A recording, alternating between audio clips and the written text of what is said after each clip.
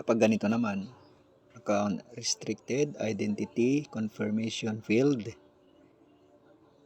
Ganito ang gawin nyo para ito ay maayos. Punta kayo sa Facebook settings.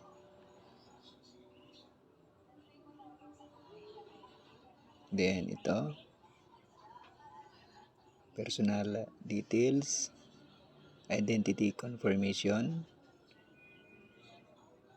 Click nyo itong una muna sa baba. Then dapat naka-green yung two-factor authentication. Then balik na dyan.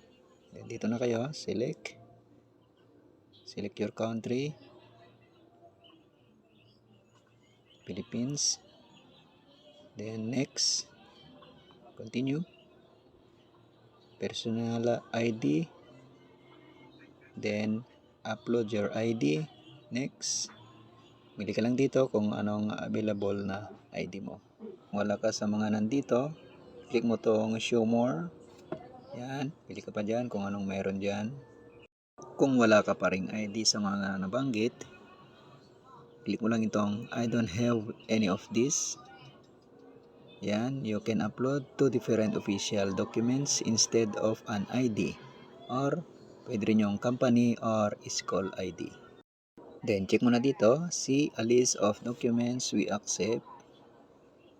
Yan, makita mo na dito kung ano yung mga pwedeng i-upload na mga document.